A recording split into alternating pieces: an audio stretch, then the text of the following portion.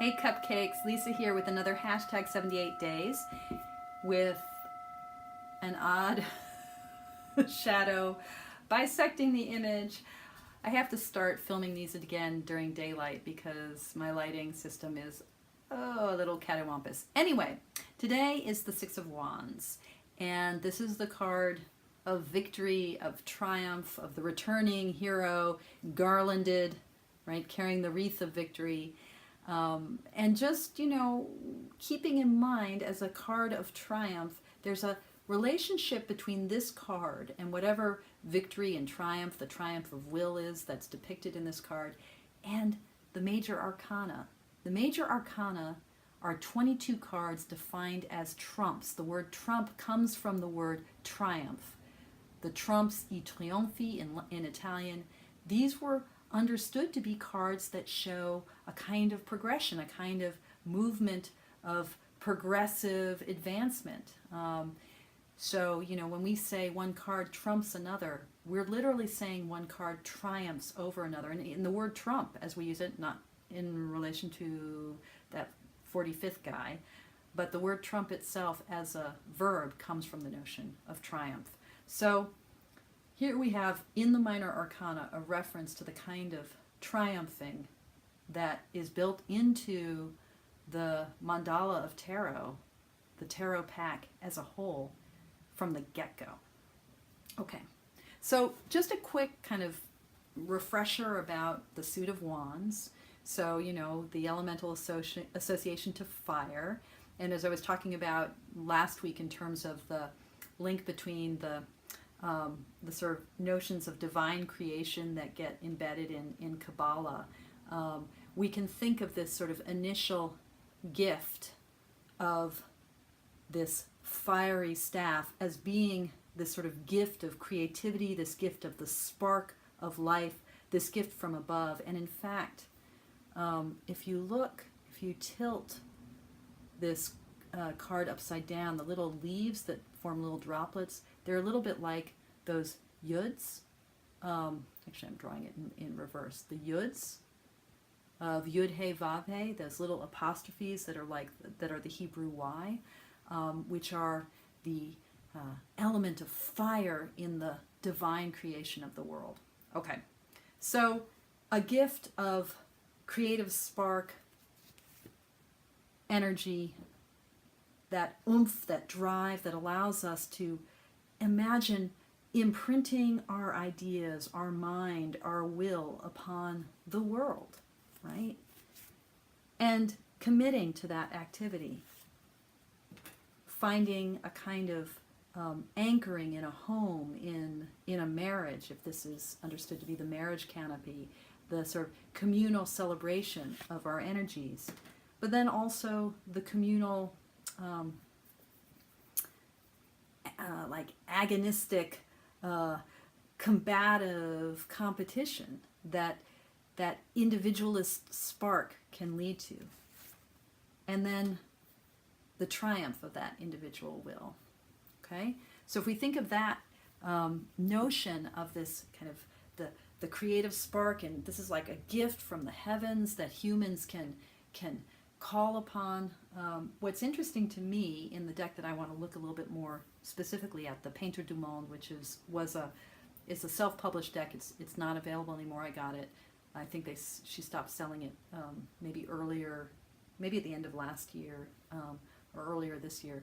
But in that deck, the artist, whose name I am not remembering right now, I'll look it up and try to put it below. She includes these element cards, and this is the card of fire. And what I think is so fabulous about this depiction of fire is, if I was saying before that the fire in the sort of traditional Rider-Waite imagery is this kind of gift and referencing the sort of yud of, see these are almost like little yuds of divine energy. How cool is it to have fire here being the fire of a volcano, the fire that comes not from above but from below, from the center of the earth, and a fire that doesn't just set things aflame but actually creates, as it cools, creates structure, creates land. Like, what would it mean to think about our creative energy as something that doesn't just set ablaze the world around us, but as precisely as it cools, as it settles, creates new forms, new worlds, new islands, new land, new earth. I love the idea of thinking about the relationship between fire and earth, because so often we just think about fire in relationship to air or to the water that can quench it.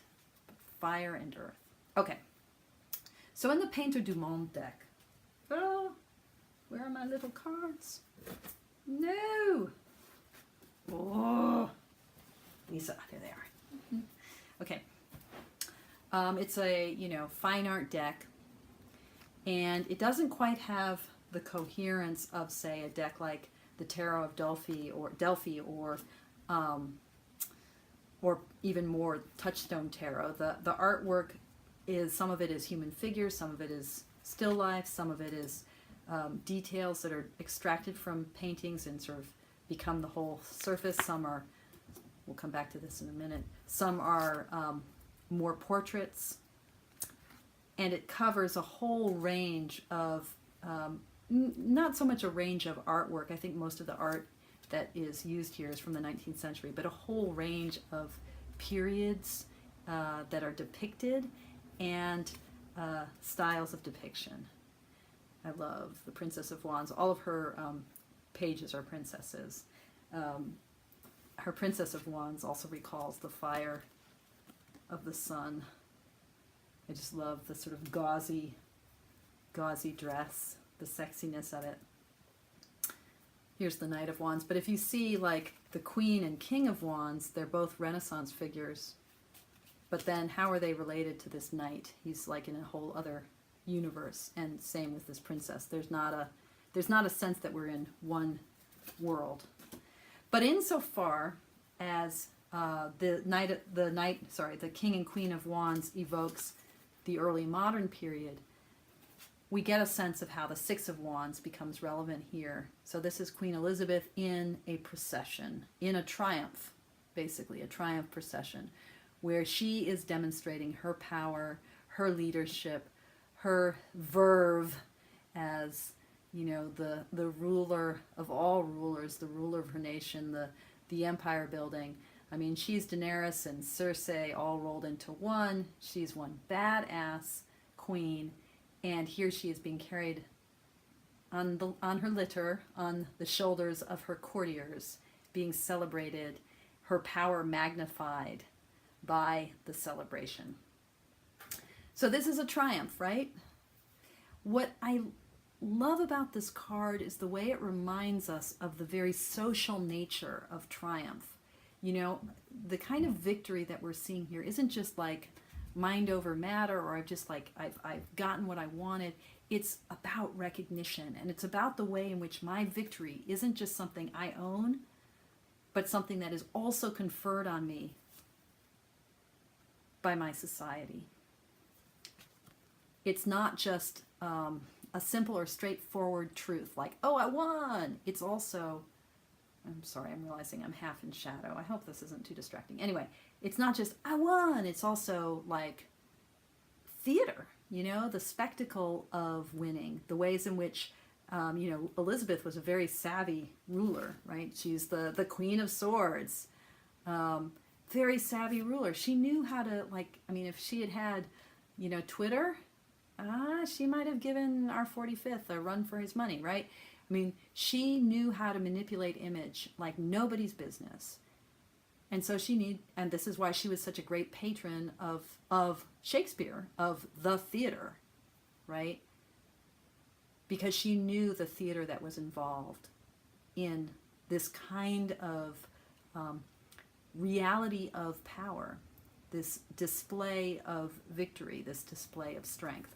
So why is this important? I mean, for me, it's just a reminder of the ways in which the energy that we saw in its kind of competitive mode in the 5, when things go well and you win, right?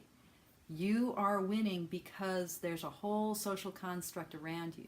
This is a power that's embedded in the perceptions of others, in the ways that society provides, like these mirrors that show us ourselves back to ourselves, that help us recognize our worth by being celebrated by others. The theater of identity, of everyday life, and the theater of everyday strife. The theater of that political element of our human existence. So, as someone in my own world, I'm someone who's, really craved recognition and yet has also really sought, I'm a seeker, obviously. I'm like freaking doing tarot. I mean, I'm a freak, but I'm also someone who's sought in very conventional ways to have recognition. I mean, we all want that mirror of our world to reflect back to us our worth. But I think it's important to see the ways in which that mirror is itself an artifice, is something created and constructed, and is not in our control ultimately. It's something that is social, that is communal, and that can be manipulated by all sorts of players in the world around us. So, what does it mean to have true victory? What does it mean to truly triumph? What would winning or succeeding or advancing look like? What does it mean for my, fiery energy, for the gift of the heavens or the gift of the earth? What would it mean for that to really pay off? How would I know? When is it important to find ways to let go of our desires, to be carried on everybody's shoulders and recognized as queen? And when is it important that we find better ways to bring ourselves forward so that we can be celebrated? Finding the self-compassionate way to manifest is key. And for me, it is very much a work in progress. Yeah. All right, Queen Elizabeth. We see what you got. Yeah. All right, well, thank you guys so much for watching. As always, it's a pleasure to be able to share this with you, and I thank you for your practice, for all the ways in which you bring your energy into the world. May you find deep and lasting recognition from others, a sense that your work has value and is merited, has merit and is valued. That's what I meant to say. But even when that recognition is not forthcoming, may you find within your own heart a sense of how powerful that flame is. May you find great satisfaction in that. Okay. Good night.